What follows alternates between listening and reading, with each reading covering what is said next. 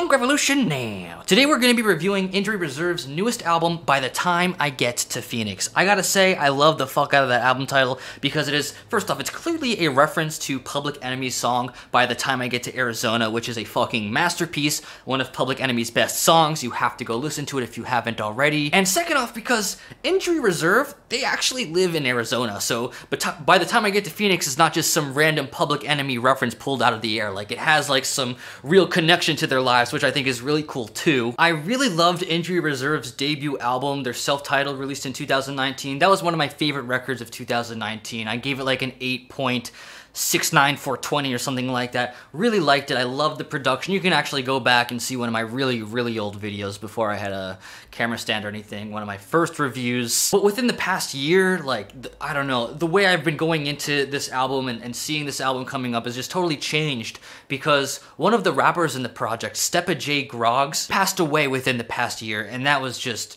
he was so young. He was 32 years old, just out of fucking nowhere. Going into this new record, I'm like, oh man, this is really heavy to know the background of this record. It really, you know, I want to be able to listen to this record and separate that, you know, so I can just really review the music, how the music is. But that backstory definitely, you know, adds some pretty heavy context too. So let's go ahead and take a look at the album cover.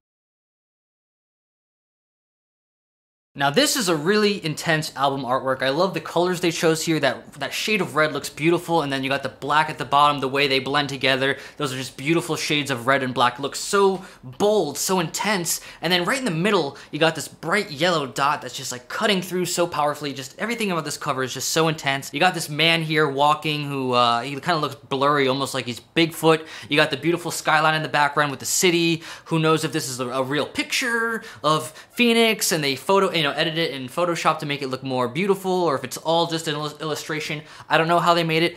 I think it looks so dope. I don't really give a fuck. It's really cool. In terms of the music within this record, I really do not know where to start because there's a lot of creativity packed into this record. Like, I've taken a lot of notes on this record, and like every time I listen, I've got like another really awesome thing to write down about it, because the more I listen, the more I unpack that this is like the real deal. This is actually a brilliant record. I would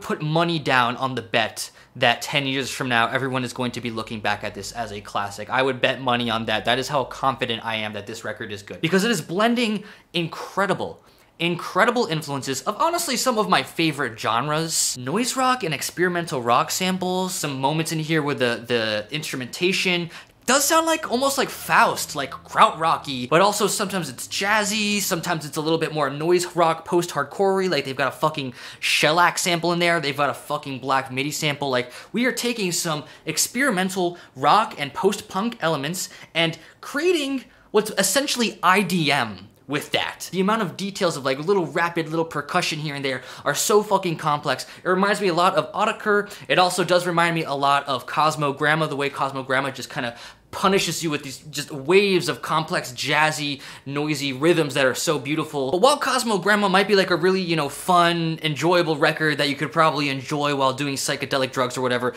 this record, on the other hand, it has an entirely different mood. The mood you get here is just dripping with misery, with depression, nihilism, pessimism. It sounds like a fucking existential crisis captured into one album. And that's honestly why I want to say Faust is the biggest influence here. I think the actually biggest thing that Faust and this album have in common are the lyrics, which are just diving so deeply into an existential crisis, just this total like this perfect.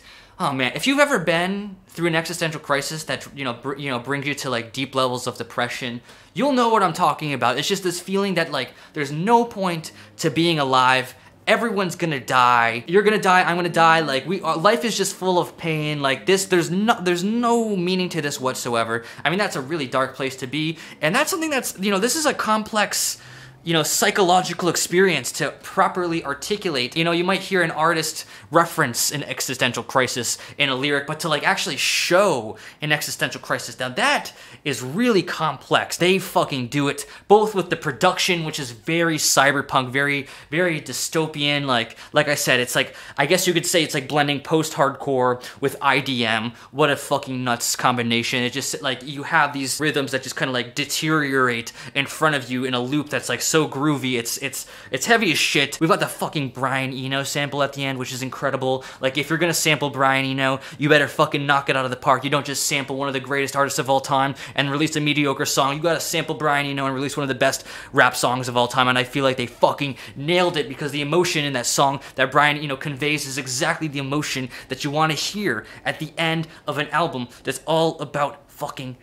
misery and death in a really heavy way, and then to have this like emotional Brian Eno riff come in at the end, it's just like, it makes you want to cry. You are going in to making an album dedicated to one of your best friends who just died and who was a part of the project, and in a sense continues to live on in the project. The expectations are sky fucking high, and then in the lyrics, they nail it. They nail it. The lyrics, they go all out. They go all out with the abstract. Like these are really abstract lyrics. I want to compare it to MC Ride level abstractions, even rhythmically, the way the words are just pouring out of their mouth. Like, it's almost like it's, you know, it's kind of sloppy. It's very organic and natural sounding. You can hear in the vocal delivery, you can hear the misery coming through. And if you really, like, you know, look at the lyrics, what is he saying about his knees not growing? And then it's like, oh my fucking God, he's reflecting on the fact that he's old and he's unhappy and we're all gonna fucking die. The fucking song Top Picks for You, holy shit. They just capture this like really cold, mechanical, kind of like depressing fact about how the technology we've created, Spotify, Facebook, Twitter, all these social media sites that are being ran by these massive algorithms, they're so big, a lot of us don't even know how they fucking work. I bet even Mark Zuckerberg doesn't even know how these fucking algorithms work. And these algorithms are gonna continue living on with data that we helped and put to it with our own profiles, and we are going to all be living on it forever within the algorithm in a very cold, mechanical, kind of sad way, and that's never gonna replace the hole that's left by a real friend of yours actually dying. That is heavy as fuck.